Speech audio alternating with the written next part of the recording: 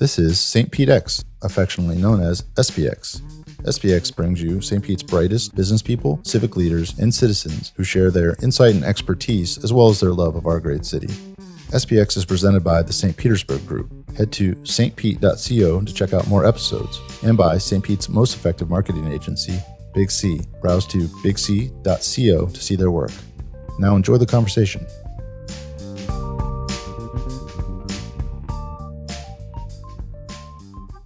Joining us today on SPX, Randall Russell, the president and CEO of the Foundation for a Healthy St. Petersburg. Thank you for joining us. Yeah. Thank you for having me. So Randy, if I may call you that, Sure. came to the St. Petersburg community in 2015. And it was the sort of the genesis, public awareness of this brand new foundation. Tell us where you were coming from and sort of what drove you to your current position. So at that point in my career, I was living in Seattle, and I had made the conscious choice to reinvest in a fairly large nonprofit that had the potential to really take full advantage of the Affordable Care Act's rollout. This was in 2010. And so the idea of a progressive state that was going to take full advantage of reformation of our healthcare really fascinated me. The Supreme Court ruling came out slightly after that, which changed everything. So I may not have made the same decision if I'd known how the Supreme Court was going to rule, but it ruled the way it did, and essentially curtailed some of the original plans, but we were able to sort of do some fascinating things about the Affordable Care Act and care for people with chronic illness. Because my background has been in HIV for 30 some odd years, there is a tremendous amount of social justice that's a part of it for me. And that's really what attracted me in some ways to the entire movement for that long, because there were so many different things HIV taught us, from faith to humanity to priorities to transactional events like how Medicaid views disease and all kinds of things it taught us. And then I heard of this new foundation that wanted to do something in health equity, and it was a blend of social justice and transformation that they were seeking with unfettered money that didn't have any strings attached in a Southern community. And I'm a Southern boy. So put all that together, and I was wowed with the potential of what that could mean. So I decided to throw my hat in the ring. And I think they had 200 applicants, and things went the way they went. So they hired a change agent. That's great. So it was kind of a standard apply and interview and get the job kind of? It was a search firm. I was down here 5 times. There were 4 in-person interviews. This was quite an extensive search. I wrote 2 10-page papers. They really put you through the gauntlet, but it was really interesting because this is a pretty significant opportunity. It is, yeah. We had Jeff Hearn actually as our very first guest on the program. He was head of the search firm. That's right. Search committee, and so he's the one who ended up originally talking to me and then landing me. And he is a huge fan of yours. He sings your praises all the time. He's a wonderful guy. We've had many guests over the course of the past year that are tremendous fans of the foundation. And, what stands out to me, there are words, you use the words transformative, and your foundation's very intentional with some of these words. Talk to us about why that's so. So, aspiration in a desert, right? And then I don't mean to make any negative comments about the ground, but in the sense of paying attention to what the services we're delivering on a day-to-day basis and how it's impacting people's lives. Most American cities have fallen asleep in the sense of not thinking differently than the monies we're given. Right? So if this is the service we have, then that's all we can do. So whose job is it to aspire and to think differently and to paint a picture that says, just because we've done it this way for 25 years doesn't make it right? So St. Pete has all of these incredible bubbles of amazing activity and amazing effort. And it's laid in the canvas of a place that's got a government that's never quite matured. We have 24 cities in a county. How is that supposed to bring about symmetry? There's something like 30 plus contracts to deliver water to 1 million people is one metaphor for how we're just not collaborating or coordinated. So in this moment, when you come to a place that's never had a major holding of this size or scale, what is the best and highest use? And the board made the decision before they hired me that this is not a charity, right? We are not going to fuel symptoms. We're going to look for causes. And that also fascinated me. Now, the discipline of that in a place that is woefully lacking in philanthropy. We are way underfunding our nonprofits in general. And that, I think, has a lot to do with the way we're geographically structured. We're a peninsula on a peninsula, and the inward migration on a daily basis from Hillsborough and the outward migration on a daily basis from Pinellas to Hillsborough. And all of that makes a sense of community really isolated and stovepiped. So how do we have a vision that's collective, that's bigger, that's us? So equity is clearly the backbone of how things, and you might even say fairness, is the backbone of how things are really seen by the foundation. And it's no one else will cause the potential lift of people who have been left out. And that really felt powerful and right. We can always mature, if we have to, into charity down the road. But if we start with charity, we're never going to get out of that and have the aspirational hope of change. So it's been interesting to introduce a vision when nobody asked us to be here. And then how do we build relationships from rapport to have influence?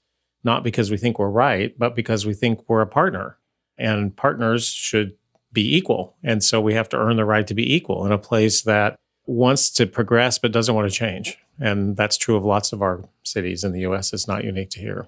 And early on in the foundation's journey, you hosted groups inviting expertise from nonprofits all over the area. In fact, I believe you even paid individuals for their time to come and information gather and share information with you, if I'm not mistaken. So that is connected to the way in which we are going to do our work, the wisdoms in the community.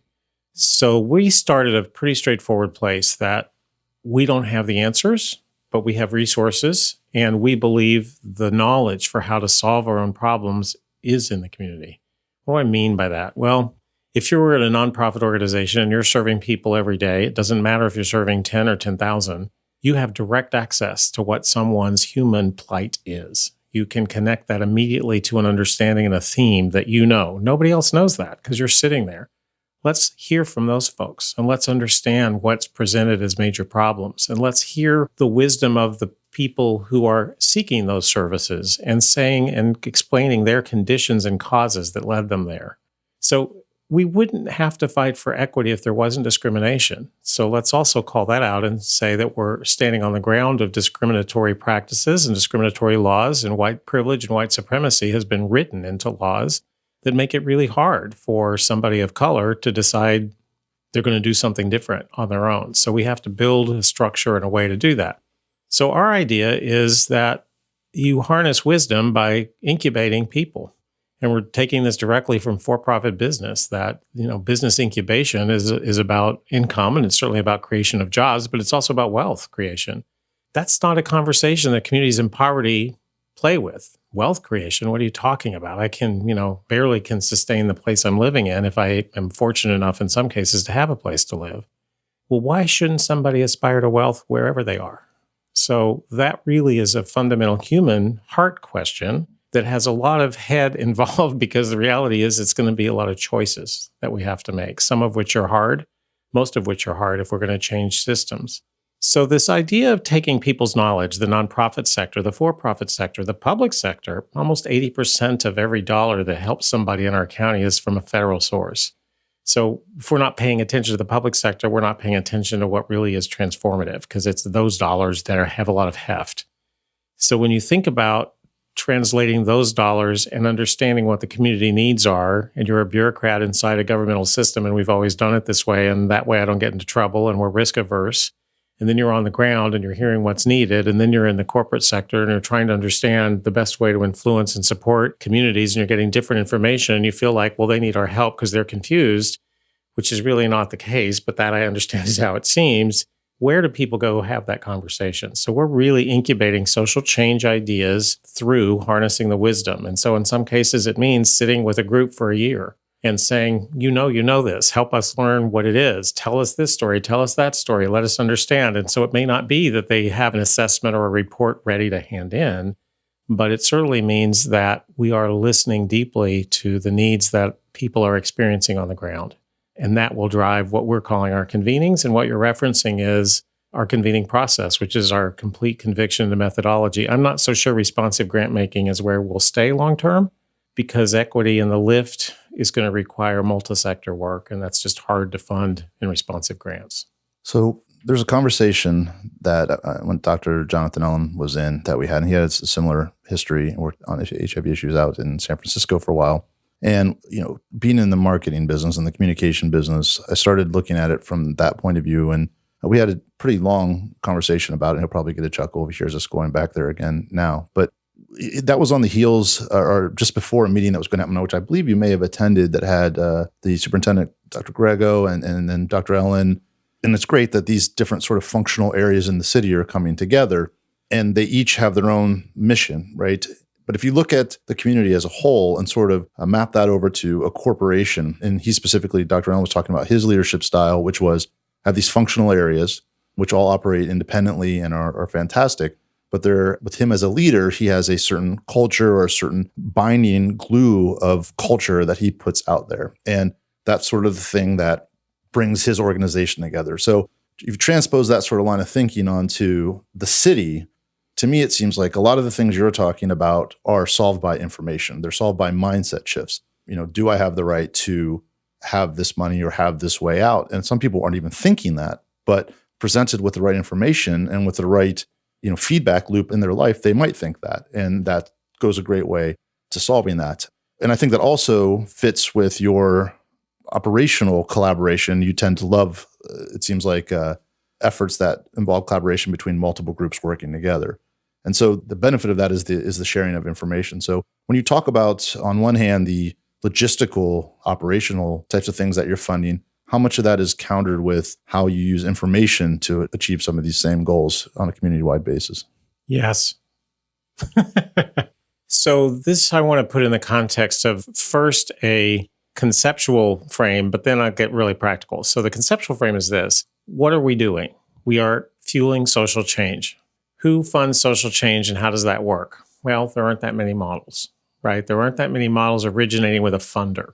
They often originate in lots of other ways through passion on the ground and through people's ideas. And certain leaders have certain access. Sometimes it's accidental. So in my life, the reason I think that Dr. Ellen and Donna Peterson, who's the Dean of the School of Public Health at USF, also has HIV experience, the reason that is also important is twofold. It was funded at $28.5 billion a year as a separate standalone system. And we got to see every single thing about creating the perfect system to eradicate a disease. And we've actually figured it out, right? The science community came and understood it, right? Well, all we need to do is get a pill in everybody's body. Well, that's the hard part. But we have the answer now. So I've seen transformation. I've seen people dying in beds and then getting up and going back to work. I know that that can happen. I have faith that a community in poverty can often persuade those hearts and minds if that information and those stories get out. So that's also true. So what stimulates social change and what do we need? What are the ingredients to move it forward? And who says what change is needed, right? So those are all really cumbersome questions. Our approach is this, that the community's wisdom is guiding us. So for all of the ideas that people submitted to us, and the first thing we did was ask you to submit ideas. And so nonprofits could submit up to 3 ideas. And I know some people are dissatisfied with the other side of that, but it was a beginning for us as a community to learn. We codified all of those. We listened to the listening sessions. We listened to the nonprofit organizations and multiple sessions at collaborative labs. We've looked at standing data studies, and that's a range of listening. I'm not done yet, but there's a lot of other ways we listen, and it led to 4 areas that the community wanted us to work on. So education was one, income equity is another, housing's a third, and food and nutrition is the fourth. Those are the areas that people really had interest in, so that's what we're going to go focus on. So we never sort of step back and decide this is what we're going to invest in and why. We're going to listen and understand it. Now, let's take mental health, which we might decide is a huge problem in our community and nobody's addressing it. We have another approach for that, which is really to do an in-depth analysis of what's going on in mental health and then hold that mirror up to the county and the community and say, what do you guys want to do about this? And point to real problem areas. So data can drive people moving into a process of social change, but it may not be the original originator that gets us going because the community itself is saying we want to go work here. Data is also a critical part of that. So let me take housing. It sounds simple, right? Housing is a simple thing. Well, so I happen to have spent 20 years in low-income housing, mostly with people with chronic illness, and it started with HIV housing, but then grew to other housing programs. So I've actually funded and built 250 units across the state of Alabama, so I know lots of HUD's pockets. What's fascinating when you think about this, it's kind of Medicaid, lots of federal programs have that. They have must do's, can do's, and should do's, and you can go after the money or not, depending upon where you are. Well, HUD has 27 pockets you can pick. We've done okay, but not great. And with 3 housing authorities for a population that's got 14% poverty rate, so we have 140,000 people living below the poverty line, which is woefully low to measure from.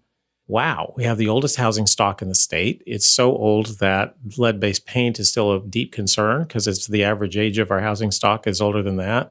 And 40% of our homeowners in the north part of the county live out of state. So are they community members and taking care of their properties and they're really investors, or are they really using it for Airbnb and not community members?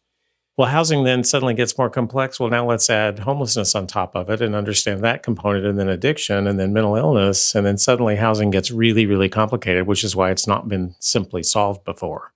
Well, we're going to start with a really decent scan of what's going on in housing and what we're missing in housing. And we're going to gather everybody together and say, you all wanted to work on housing. We wanted to start with the same roadmap. Here you are. Now, what do you want to do with it? And then convenings will launch from that, and we will pay everybody to sit at the table until they morph into an idea. The payment is about 2 things. In this world, one should openly talk about the exchange. So scratch your back, I'll scratch mine. That's a lot of how, let me just put it this way, white people work. Yeah, that's not of interest in an equity foundation. What is of interest is openly sharing. We have money. You've got wisdom. I'm going to exchange my money for your wisdom. If I had something else to exchange, I would do that too. But we're going to be open about this, and you're going to sign this contract. And if you're not going to do the work, I'm going to fire you. And if you don't really have the voice to speak for your organization, then we got to find somebody else because this isn't going to work. So we get to insist on a process that leads somewhere. Even if it leads to this isn't going to work, then we'll know why. And we'll have an answer. We won't do that again, right? So much of social change is trial and error. What's going to catch right now? What are people ready for? So all those pieces are a part of it, and data is a centerpiece of all of the decisions we make. Well, and I think when we talk about social change, that instructs what to focus on. But going back to your example of HIV now, there's medically, that is the wisdom. So if you have an HIV epidemic, and you say the wisdom is we want a cure for that. Just it's not exactly a parallel, but you have that now. And certainly, and I think Dr. Allen also pointed this out, that in the Black male community, it's still a pretty large problem. So the cure is there, but it's the activation in that sort of, I'm calling marketing, but it's communications, that X factor of communication. And you started the answer to that question by talking about how does social change enacted. And a lot of times it's ideas and leaders.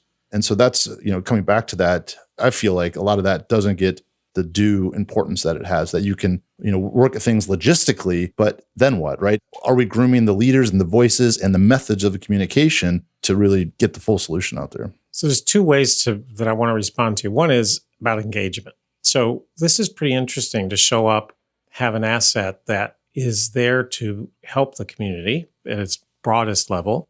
And everyone in the world has an idea about what that means, right? So we take a very specific idea that's pretty targeted. So how do you engage around that? And it's conceptual still because nobody's seen it. So I think there's 2 ways to respond. I'm going to talk in practical terms about HIV because we've just concluded an HIV convening. So I can give you a direct example as to the frame you gave me about the cure.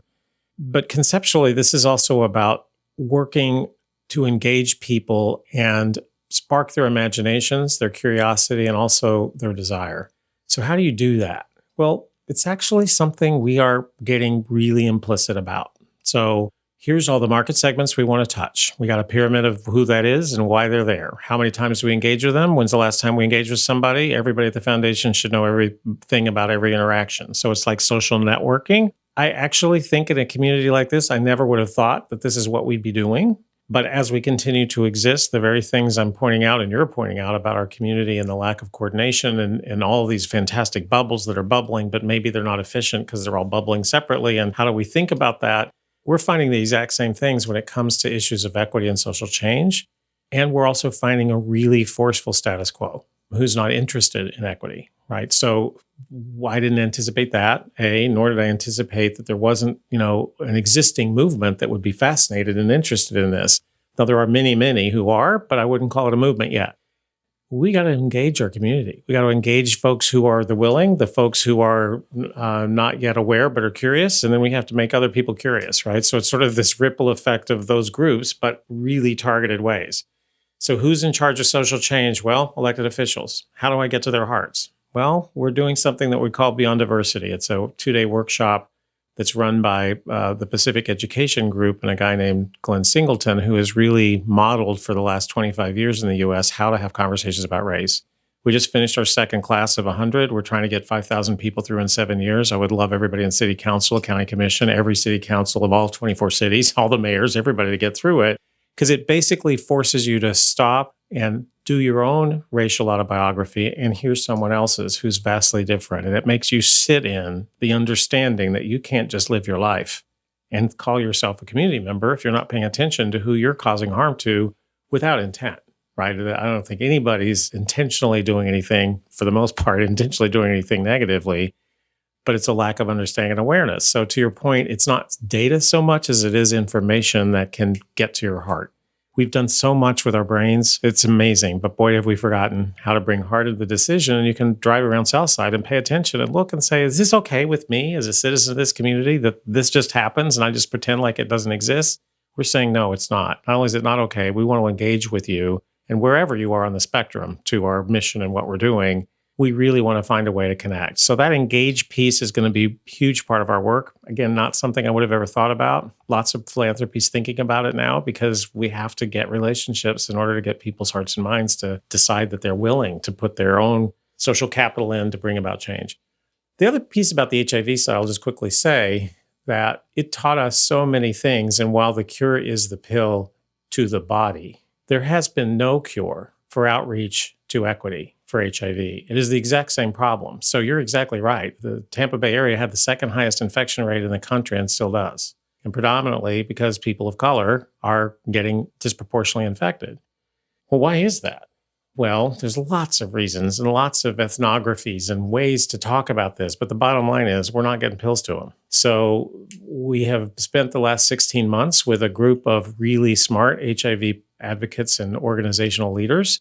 And they are submitting a grant that we're going to fund that I think will cut our HIV infections in half. And that took us coming to the table and saying, this is the vision, not who got last year's grant. That's not what we're here for. The mission is reduction of disease. And we have the second highest rate. Look at the 15 other cities who are where you were. And 5 years later, they're not. They have reduced their new infection. You can do this too. Let's figure this out.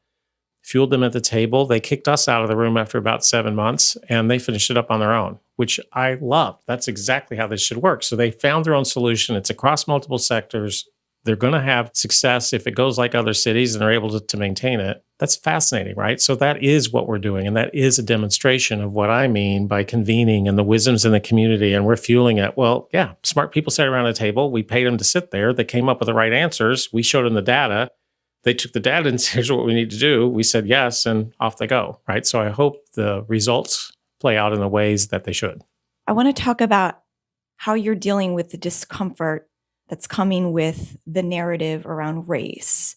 And maybe it's not your own discomfort, but my guess is that for the constituency and the audiences that you're sharing this information with, I would imagine it's hard for us to come to terms with that obvious discrimination. And I think that the nonprofit community and even the for-profit community, we've done a lot of intrinsic mapping, trying to understand what our problems, where the root lies, whether it lies in education, quality education, whether it lies in access to high-paying jobs, whether it lies into, disparities around access to health services. And it seems as if your foundation has identified the overlay of race, which hasn't really come to surface as a very overt refrain in some of the nonprofit community's work. And having attended a recent event that you hosted where you brought it to our collective consciousness and you walked us through an exercise in participating with our table and engaging if we sort of checked the box in terms of how we looked or our last names, and then removing ourselves from the engagement and the opportunity if we did not have those qualities. And it wasn't the most comfortable process. So you are coming into a community where you've got to earn the allegiance and support of your community. And now you're making us feel really uncomfortable, rightly so. So walk us through what that experience has been like. It's a great setup. So I want to start at the individual level and just talk about my own experience with this first, because I hope it's instructive. That's why I'm offering it. There's a wonderful human fallacy, and tons of authors have written about this. It's certainly not my idea. It's just something that I have really understood in different ways with my dedicated work in communities of discrimination. So I would say we certainly talk a lot about race, but I want to broaden it because equity is about discriminatory practices anywhere, anyhow. So it can be an indigenous person, it could be an elderly female, right? It doesn't matter where the discrimination or the disequity comes from the foundation's point of view. On a personal level, one of the things that I'm confronted with all the time is what I think I know, I certainly don't know.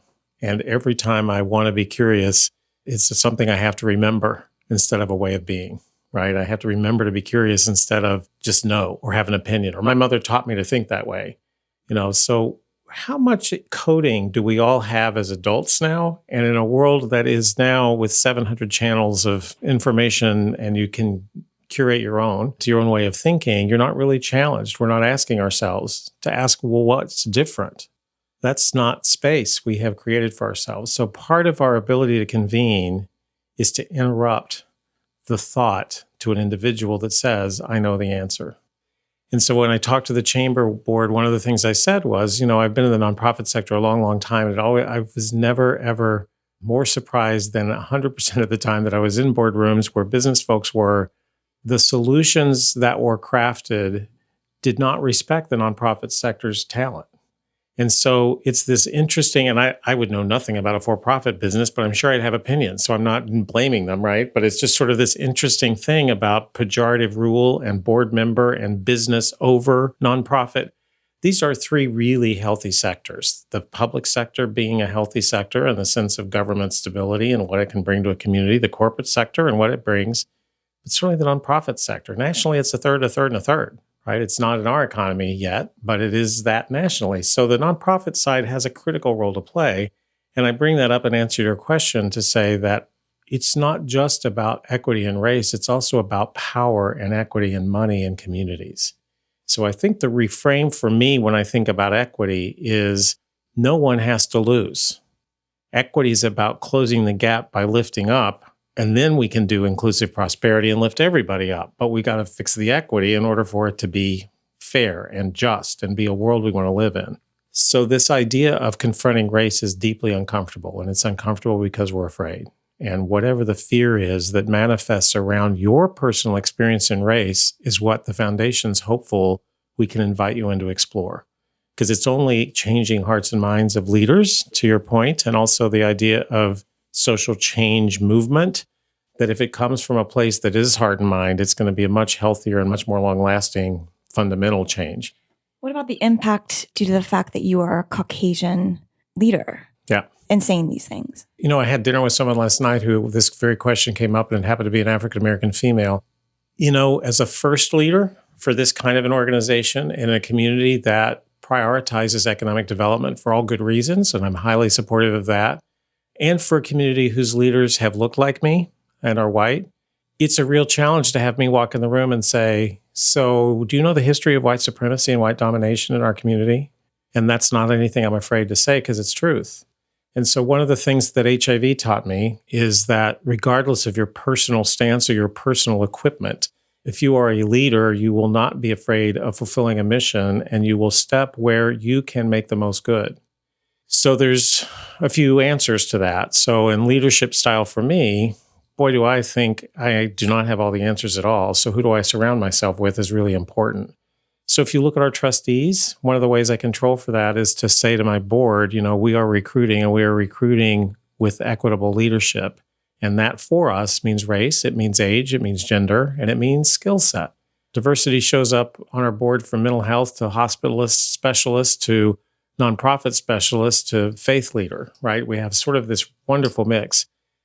And while I'm the president and CEO and can lead a lot of things and have a lot of control over what happens, I don't do anything controversial or big without a courage question or 5 to my board, or is this where we are? Because they govern me to the community. That is important only in the sense that I then understand I have to link with communities of color in a multitude of ways. And one poor job we're doing right now is the Latino, Latina, and the Hispanic community overall. We're not doing a great job of outreach there. There are a couple of reasons for that. One is the community is not integrated yet. It's sort of Immigration is so dangerous these days that it's really hard to think about galvanizing and celebrating a group of people arriving on our shores. And the other part is for the African American community, the trust piece is a big, big deal. So many people who look like me show up and say, we're here to help, and then they leave, right? So I've already heard people are disappointed, right? And that is a part of change that looks like, man, this is a 20-year march. It's not a 3-year march. But we're so ready to have this better that we're disappointed it didn't happen fast. And I wish I had a magic pill. I wish I knew what that was. And if anybody's got the answer, I'll be glad to take it. And one of the courage questions I had of the board was, if we spent all $200 million on a problem that we knew was going to solve it, would you be willing? Yeah. So what is it, right? So if we found that needle in the proverbial haystack, that might be something we do. But the freedom around that is what I hope the community is fascinated by and helps steer us. And if I'm successful, it won't matter that I'm Caucasian because the leadership will come from the leaders in the community once we've established trust. That's my hope. Now, it does matter that there's not a Black leader saying these words in my job. You've surrounded yourself with some great Black leaders, though. I have. Yeah, we have. Then there's a tremendous amount of talent here. It's lifting that up and celebrating and saying this is not mine. It's ours. It's we. There is a we here. So you mentioned that, nationally it's 1/3, 1/3, 1/3, and we're not there. We're heavier on the public and the corporate. And you had mentioned earlier that there's a very entrenched status quo. And coming from places where there is a more thriving nonprofit sector, what are some of your observations as to why St. Pete has this peculiarity? So it starts in a way because the topography, again, we're peninsula on a peninsula, and we're this very narrow thing, and people, will go to Tampa before they'll go to Clearwater from St. Pete just because it feels closer and it seems easier, right? And it's sort of a strange when you piece all that together and you first move here and people start to orient you and you begin to understand. So that's a part of it. But, we have assessed the nonprofit community, and with over 6,000 nonprofits, and about 1,000 of them have some form of scale. So there's 5,000 out there that don't. And for a community of 1 million people, that's about 3 times more than most counties have on average. So when you think about that, how did we get here? Well, I think the 24 cities also tell you something. Pinellas County is, what does a united Pinellas look like? And I'm not sure that question can be answered because, truthfully speaking, plainly, Scientology and Clearwater owning 30% of downtown, 40% of the homeowners in North County living out of state, the tourism industry, which is huge and we love, and thank goodness because it makes penny for Pinellas work for us, right? I mean, we have a lot of positive things that come out of that. The beaches are a huge attraction, but what of anything that I just said feels like community or common understanding or common place? So this place is a destination. It's less a community. That's sort of my first newcomer observation. And yet South County is very different. South County feels like home, feels like a place, right? So one county trying to weave those two very different worlds together, and then all the microcultures underneath. And South County has a lot more of them. So when that happens, then you're not connected and you think, I've got an idea, I can form a nonprofit, and off you go. And then that's the downside. And I want to ask you about that. So you recently assessed sort of the nonprofit landscape here, and you identified about 6,200 total nonprofit organizations.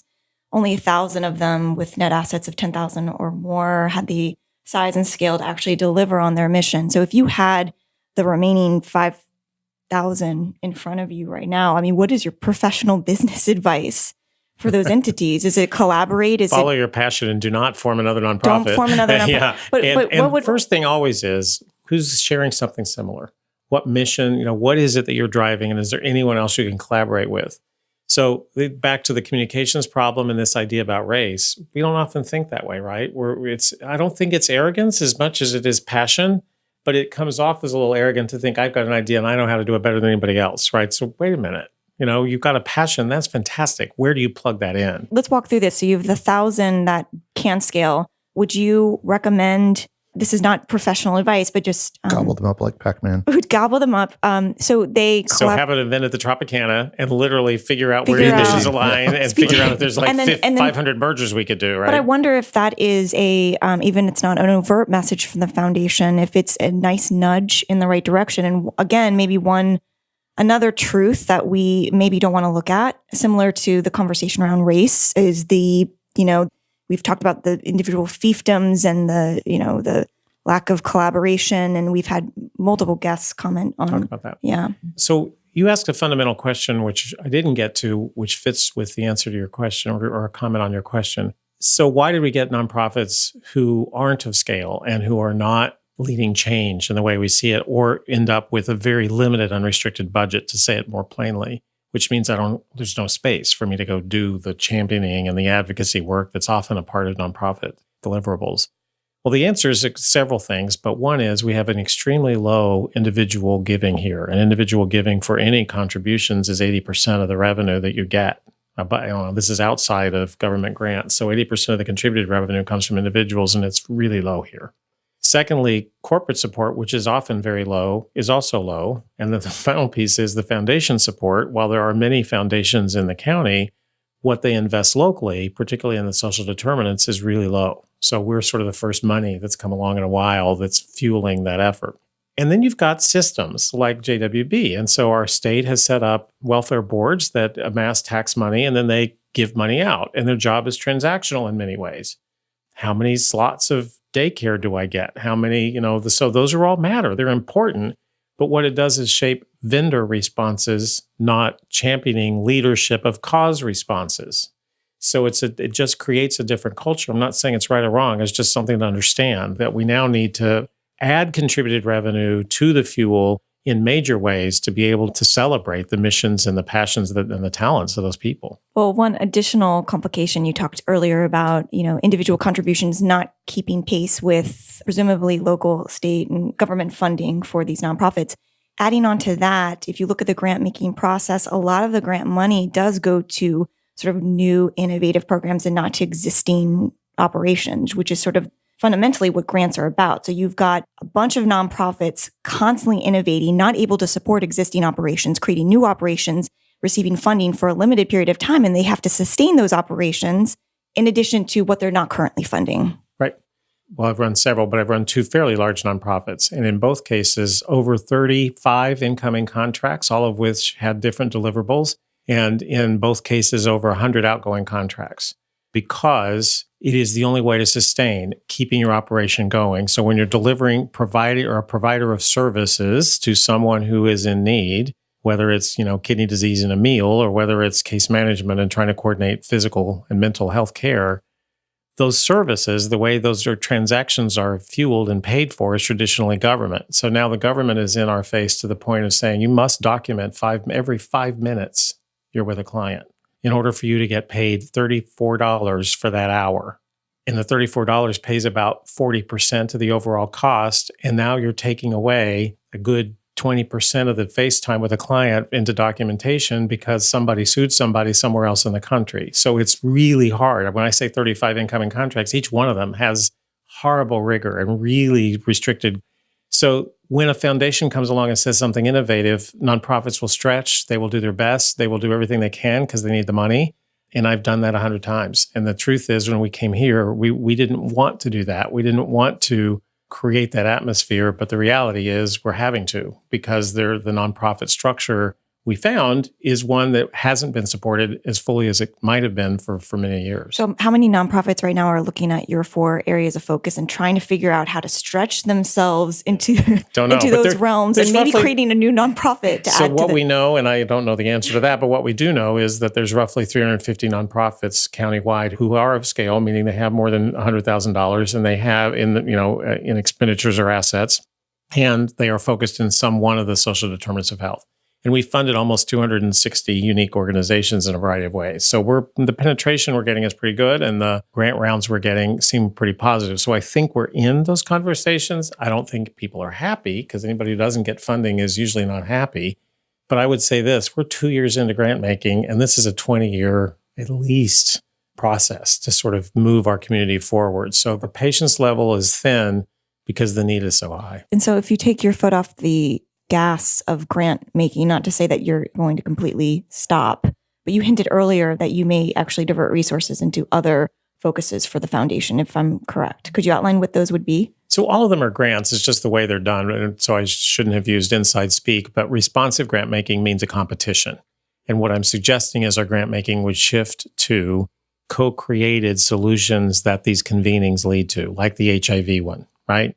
So they're going to be likely to get somewhere in the neighborhood of $1.5 to $2 million, and they were paid somewhere around a total of $80,000 for their planning work to get this set up. And now they're going to go do something pretty transformative that's going to change the system so that we're not going to have that happen again. We're not going to have an outbreak of HIV because the system has been restructured. That's the theory, right? That's the approach. So what's going to happen in housing is probably 7 different projects get baked because you don't know who's going to be the likely partner. Is it a nonprofit developer and a county and a private developer who want to partner to do something unusual? But maybe it is. And then that incubates out and we either fund it or we look for national resources from other foundations to fund it. The national foundations are all looking for local stories dealing with equity, and they're dying for us to bake it because it's really hard. So I found 7 foundations nationally who have health equity as their main mission. And we're actually going to host them in the fall and bring them all together because there's this national conversation that's happening that is very much like this conversation. What is it? How are you doing it? How are you dealing with the status quo forces? What's happening to you? You didn't get fired, right? I mean, those are the primal questions because this is really hard work. One observation on the status quo is I think that when money is tight and you're very fragmented, that people's value systems change. Of course. I saw this early on when I was first starting in business. They had, a group that met every once a week with people who were starting businesses, and nobody had any money. They were all, in my position, and they were all looking to grow their business. And so when you sort of realize there was no money to go around amongst the people in the group, then a sort of a new form of currency took place, and that was praise or recognition for their skill level. And so you started to feel like the richest people in the room were actually the ones who put out the most praise, and they started to be, and this is sort of true of all social groups in general.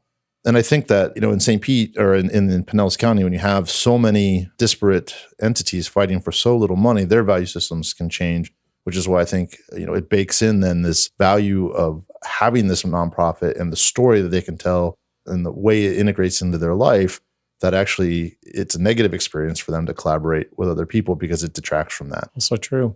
And yet, what's the alternative? You keep doing what you've always done, you'll get what you always got, right? We know that. So, and if where we are is satisfactory with a 14% poverty rate, with people who live a few miles from one another with a life expectancy that's 10 years apart, if that's okay with us, then we're fine. It brings me back to the information problem, because I think that they know that intellectually, but I think emotionally they're not attached to that outcome. And so it's harder for them to change. Yeah, and I think this is an invitation, right? Ultimately, the foundation can't make change without a relationship with the community. So we are inviting folks to be curious, and we're inviting folks to look at the data we present. So we are rolling out a series of studies, and I will tell you that it's been hard to even do social science research just because there's never been a private funder to fund it in the way we're doing it. So who do I work with, right? So that's been an interesting challenge. Every single thing we're doing, we have to rebuild a capacity because nobody's been here to fund that before. We'd like to keep it local, and most of the data that is local, we'd like to amalgamate and look at. That's really hard, and it's really, a struggle to find the right team to pull that together. So even getting the data sometimes is not so simple, but it is mandatory. And the housing report, I think, is the first one because most of the housing data is reported federally. HIV is by state law required reporting. So we had access to data. Yeah, when you get into Medicaid and, some of these other sources that you can't touch the data, you can't get into, or census tract data that isn't tracked that way, or nobody's ever thought about asking, where are the zip codes of the lines of people in line for mental health services? Where are they trying to come from? Nobody's got that data because nobody's funded it before. So there's all the challenges of even trying to get the data to report out is a beginning place. So we are at the very beginning of this work, but conceptually, I totally agree. This has got to be a data story and an information story. So do you find that the acumen is there to meet the level of reporting and data analysis that you require, even in the grants that the Foundation for Healthy St. Pete? It certainly exists in Tampa Bay. Yeah. Is it aligned in one shop? Not yet. I want to talk about relationships for a second. So part of your nonprofit assessment was to talk about some of the issues that have been keeping your executive leaders of nonprofits up at night. And low on that list was, topics around HR and real estate and public policy, but very high on that list was fundraising and networks and relationships. And fundraising is fundamentally about relationships. What insights can you glean from that response? Well, so I've raised a lot of money in my life, and this is the strange part of this. I love raising money because it makes me figure out how to tell the story 100 different ways, because each donor and each audience wants to hear slightly differently. And I find that fascinating work just because it is a comms job in a way. But it's also about meeting people where they are, which is a principle of social work. Let's just start where somebody is. So you ask a lot of questions, you figure out where they are, and you can figure out how to maybe get some dollars. The development world is well developed in Tampa Bay. And those fundraising professionals, of which there are many, are really quite capable. The challenge for organizations below a certain scale, and I'm not going to pick a number, but it's several $1 million or below, just can't simply afford a professional development person. So there's this organizational development moment that is really pregnant. And I've launched something like 12 nonprofits in my career, and a few of them died, but most of them survived, but only because of luck and fortune. Because the life cycle starts with this passionate idea, you get your IRS designation, you start raising money, you get your first government grant, and then you realize, my gosh, I have to hire somebody that I can't afford because I've got to fulfill this grant. Now I've got to raise money to get them, and how am I going to raise money? And then suddenly there's nothing but a chase for money from the get-go. So there's never a sustainable funding model, rarely a sustainable funding model that works because it pulls off mission. So I like the sustainability construct and even unrelated business income, but every single one of those models that's affiliated with social change fails. And social change requires single point of focus and single purpose. And the fundraising part of this is people give to people, not to causes, right? So you can tell your story all day long. That matters at your special event, but it only matters because I knew this person and I'm the captain of this table and I got them there and they all know they're coming there to write a check and they all know if they say yes to coming, they're going to write a check, but it's because they came with me. That's why they're giving. Now, the heartwarming might add a zero to their check, the stories and the videos and all of that stuff, but it's not going to change whether or not that donor gives. So it's a fascinating thing to learn that you have to be of scale. We don't have that many organizations that are of scale that can afford what is now commanding $150,000 and above for a salary for a professional development person. No skin off their nose. It's hard work, and but that's what it takes. And it's really there's no grant that pays for that. So you have to raise the money for the person, and then they have to continue to raise their own salary plus. And that's where the problem comes in a community who's not used to being a donor community locally. And I think that was my first impression reading that part of the study when I, saw the sort of the perceived lack of fundraising acumen on boards and with staff. I thought, well, maybe the foundation can solve for that with, you call it sort of fraction acumen, essentially hosting workshops on how to fundraise. But then ultimately, that's not going to solve your problem, because I think the real problem around relationships is that gatekeeper to the individual that you're bringing to the event, or somebody who can stroke that 6-7 figure check. And, that group is probably a smaller pool. You can't teach for that. So you could host a workshop with 60 development professionals, but if they don't have the connection to the money, it is moot. So it's a both and I will say that boards in general are highly underutilized because the power dynamic is confusing to staff. Some would say that openly and some wouldn't. And let me explain. So I report to the board of directors, but I'm supposed to raise money and they're supposed to help me raise money. How am I supposed to go to them and say, not only did you not pay your pledge, you didn't introduce me to anybody that could give money, and right? Please don't fire me. Yeah, please don't fire me, right? So it's a strange model that, most people, when they wrap their heads around it, and if I came at this from a business point of view, it'd be like, well, that's silly. Change the way you do that. Well, how do you change the way you do that? Well, then you get somebody else off the board to rate. Well, then how does that work? So really what has to happen is the chair of the board, whoever that is, has to take sole responsibility for raising money from the board and galvanizing them. How many leaders of our organizations have had the training to understand how to get that person at the board level, and how many people at the board level are willing to go through what they have to go through to do that work? Because you almost have to not have a job to do it well. You have to volunteer all the time. That was the 1950s model, where we haven't left that. So the professional fundraising world, we really had to lean into, because the trustees stopped doing the work when everybody went back to work. Because when the IRS came along, mostly women were not working. They were volunteering. So we haven't changed those laws or those rules or that approach. So it's been an interesting dance. And those that have been the most successful are the biggest organizations with the biggest heft. Well, it stays that way. And I think that the lack of the development acumen makes people throw quantity at it. So they'll tend to stuff their boards with anybody who can bring a few dollars in, which then hurts the acumen diversity on the board as well. So you tend to lack the skills you need to have a successful operation. Well said. What about the pervasive, social enterprise ranked incredibly low in terms of how nonprofits are currently funding their operating model? What are your thoughts on that? We've had the Community Foundation of Tampa Bay on that are huge advocates of, teaching fishermen how to fish, essentially. So what does social enterprise mean? I don't know what it means. Well, it's, and I was actually going to flip the question. Like an earned revenue model. It's a standard business that's a for-profit, but that has a socially valuable element to it. The YMCA would be one. So the YMCA is a non-for-profit entity that's franchised. So where's the for-profit side? Yeah, so it technically wouldn't be a social enterprise because it is a non-for-profit, but it may be an educational product, or it may be, a something that brings water to a place that doesn't have water, and So- they're so making money doing it. This is why I They have asked an the earned question, revenue because I line, yeah. think there's tremendous confusion around those two words. That's my view of it. Educate us. So I don't know if it's education. It's just how I learned it. And I've run two different for-profit entities wholly owned by a nonprofit. So I've seen that model.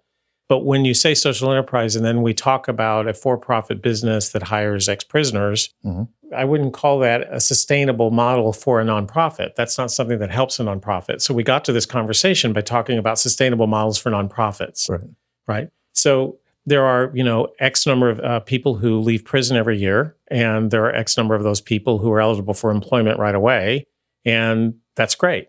What did we transform and what did we change, right? So there's a new business, that's good, and somebody uses that experience and does good with those folks. I think that's fantastic. So I think that's great. I think it can be transformative. It doesn't have to be a nonprofit to be transformative. I was giving you the for-profit model. Okay. That is the for-profit model. I think the for-profit can be that, right? Now, it's hard to get the for-profit model to scale when you're talking about equity. That's the frame I wanted to use, is sort of, this is what do you say? So the examples I would point to, I wouldn't call social enterprise. That's why I get confused by the language in my own head, because I don't know how you mean it versus how I've learned it. So it's one of those buzzes that people have different views of. So let's take, for example, the CRA in our own community, Midtown, St. Petersburg, Southside, all the names we have for it, right? So, what is the need, the number one need of a job that is fairly low trained from the largest employers? And let's just take hospitals and say it's certified nursing assistants. Well, that's a 12-week program. Let's retrofit a Winnebago, go stick it in the middle of the CRA, enroll classes of people, tie them to their jobs, get a case manager to go with them to their jobs for the first 6 months. Because if you've never had a job before and you've never seen a paycheck, you wonder what the heck FICA is and how that works. And, seriously, we all had to go through that. And I remember my first paycheck thinking, who stole my money, right? And so literally stories of people returning to work or coming out of poverty and going to work, these are the things that send them back to their communities, because the sustainable model has been the thing they've understood all the time. And this is so new, it's scary, and it doesn't work because I've got more money staying at home. Well, if you put a case manager with somebody and you explain whatever it is that individual needs to stay sustained and connected to their work, they'll be great employees. The deal on the other side would be the hospitals, who hire them for 32 hours so they don't have to pay benefits, have to agree to pay them 40 hours and benefits in order for us to be interested in that kind of a program. I'm making that up because I don't know if that's the data. But to me, that's about equity, and that's about digging in. And you could call that social enterprise. You could call that anything you wanted, but it could be a for-profit business that goes and does the training. It could be a nonprofit. It doesn't matter to me, but the directness of the equity matters. Now, the other model of a nonprofit trying to do self-sustaining and create a business that fuels it, that model has had some success. And it's usually with a leader who's been there for 20 years and stays with it, because, boy, it's really hard. And there's 1,000 problems to solve to get through it. Some of them not so complicated on the legal side, although they exist, most of it programmatically. It's really hard to get the culture of a nonprofit to partner with a for-profit, even if they're unrelated, to make it make sense. And, boy, that's just a difficult challenge. You might as well, ask for triplets at the same time, all of whom have very different needs. It's a really hard thing to parent through. So I don't know that I would teach that that's the right thing to do, because the capacity of our current leaders aren't raising enough money to sustain the nonprofit model, stretching them to run another private entity that's supposed to fuel it. I don't know that capacity is so readily available. So what are the secrets to sustainability? Collaboration. That's it. Simple. Flat out collaboration. All the problems get solved when you decide you don't have to do it alone. So what are the top couple most scalable and valuable ways that you would recommend collaborating? If you were going to collaborate on one or two things, where do you see the biggest opportunity? Yeah, I don't mean to poke it out there like it's simple. Mm-hmm. And I think it's actually not done that often, because it's one of the harder things to do. It requires certain, if there was a checklist for collaboration on both sides of the equation, I think it would start with willingness and the leader's truth of, do I need to have an outcome in a specific way? And if they need to have an outcome in a specific way, they're not ready to collaborate. Right. So the mission alignment is first, what we're trying to do and who we're trying to help. And okay, that connects. Okay, now I need it to be this way. Well, if you're going to be that person, then you just sabotaged what could be a healthy relationship, because your needs are no greater than anybody else's. So could be a deal breaker for me. Help me through it. Right. But for the most part, it's not that. I'd say the other ingredient that I find really interesting is, to your earlier point, is the right data and the right evidence that this is going to work. right? And so mergers are hard, collaboration's way easier. And I don't mean an MOU, a memorandum of understanding that somebody says, yes, if you call me, I'll answer the phone. No. I'm talking about shared resources. There's actual monies transferring between the two agencies. And I don't think it should just be nonprofits. I think there's ways to build with for-profit sector. There's some amazing things that can be done for sustainability around topics that are of interest to everyone. Is there an ideal, or are there variations in the power dynamics between two organizations? So you have two organizations of equal size trying to collaborate versus one that's maybe quite a bit larger and has 2 or 3 people under them. Does one model work better than the other? 100% of mergers and collaborations deal with personalities and relationships. Size is sometimes played and used as the excuse, but it's usually because leaders don't get along. So I spent a decade being a consultant trying to merge organizations in the HIV community, but also in the substance abuse community. And boy, was it hard. This turf stuff people take deeply. I lost someone to HIV. I have to lead this organization. It's my brother's legacy for me to do this. My mother died of overdose. There's no way I'm not going to do this. So then in those cases where passion has overtaken, the heart's bigger than the brain, mm-hmm. You understand it, you see it, you applaud it, you celebrate it, you hold it, and you appreciate it, but it ain't ever going to get to scale, right? It's just not, because you're fulfilling a personal need through an organizational structure, and that's not going to work. Do you have the acumen within the foundation? I know you mentioned you were a consultant, where organizations can sit with you, can work on forecasting through a collaboration to see what that could presumably look like, how that could affect staff structures, board structures, et cetera. Because I think some of the paralyzation around collaboration is really not knowing how it's going to affect the bottom line and organizations' people. And being willing, frankly. Mm-hmm. There's a willingness to learn and or put yourself in that moment of fear. So does the foundation deliver that directly? And the answer would be no. What we want to do is develop the capacity in the community of providers who can do that. So we have the Nonprofit Leadership Center here in town, or in Tampa Bay, I should say. And they're one example. The general frame, I hate this reference, but everybody uses it, capacity building, because it sounds so pejorative. Come on, I'm running an organization. What do you mean? Well, there's always stuff to learn. And it's back to this thing. If you're leading a nonprofit, it is one of the most freeing experiences if you let it be, because you have more latitude than anybody else.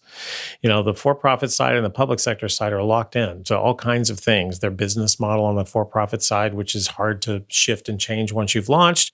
In the public sector side, rules and regulations and 100 years of history that dictate every single thing they do, including what kind of pencil they use. So the nonprofits have the most freedom, but we don't feel it. We don't feel free to do it because we're locked into this contract and there's a fear element to it.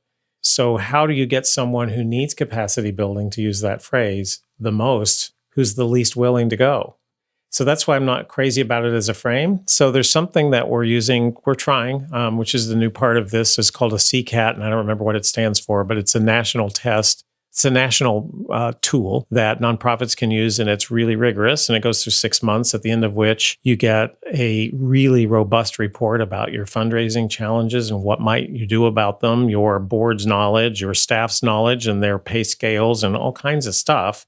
So that it's just a way as a leader to get a mirror on what is happening, because I can't see everything or feel everything. Most of our leaders are having to bill a grant to pay their salaries.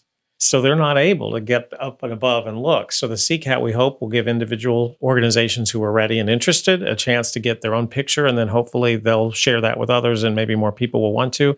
Individual designs for changing the way a nonprofit functions to make it more efficient and impact its mission more are best done individually. Doesn't mean you shouldn't do fundraising classes for boards and you shouldn't do, CEO roundtables. Those are all important things. But in terms of sustainability and really taking a hard look, if I were a trustee or a board member of any nonprofit, I'd want this done. I'd want to understand it. So we're getting close to the end of the podcast, and you talked about boards taking a hard look at themselves, and I want to shift the narrative to all of us. Naturally, I think when people think about discrepancies in equity or disequity, there's sort of a very territorial type of energy or response that you might get. Maybe the perception is if somebody else gains, I essentially lose. And maybe with that frame, you can identify ways for us to sort of combat some of those impulses and ways that we can contribute to the equity that you're encouraging. So the national organization that focuses on equity a lot is an organization called Policy Link. And they have this way of assessing areas of the country and talking about this very thing. So for our area, if we raised every Black person's income up to be equivalent to people who are Caucasian or not black, non-black, the economy would grow by $14.9 billion. Nobody loses anything. Everybody gains. So this construct of equity being interpreted as, I have to lose something, is where most of us start because we're so afraid of losing what we have. Well, you know what? That's the moment to lean in and say, why you? Why your privilege? And why not someone else's? So I think this invitation we're putting in front of us all is uncomfortable. It's uncomfortable because it's making us pay attention for those of us who had no problem getting access to schools or never understood that our skin color would block us from being a job applicant or being skipped over in line or being ignored or being picked up more frequently by criminal justice systems or any of the things that are experienced that aren't anecdotal. These are not anecdotes. These are the way somebody of color has to live their lives. And that toxic stress, we know, leads to earlier death. It's just so... Are we okay that our privilege really harms someone else? And I think that's sort of the fundamental personal question. And then to put it in the economic lens of nobody's losing, everybody wins if we treat each other equally. Wonderful. We very much enjoyed this conversation and appreciate your time. I don't think we've ever, this is my first time, is certainly thanking a guest for making us really uncomfortable for all the right reasons, Great insights today. Thank you. We finish each show with a shout out. So someone you want to get some attention to. So I really want to acknowledge the 100 folks who have come and put themselves in the middle of this idea that we have to understand our own experience with race to be able to listen to someone else's experience with race. And we just had 100 people do that very thing right here in St. Petersburg, and it was a very powerful event. We're going to continue those events over the next several years, and it has proven to be very powerful. So I congratulate those 100 people for their courage in leaning in and deciding they're going to make themselves uncomfortable on purpose for 2 whole days. Wonderful. Thank you. Thank you so much. You made it to the end of another great episode.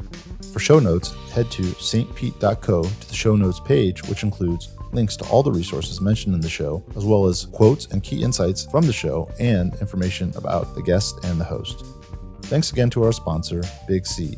Head to Big C, that's BIGSEA.co to check out their work. And if you like what you heard, make sure to share this episode on social media and leave a comment. See you next time.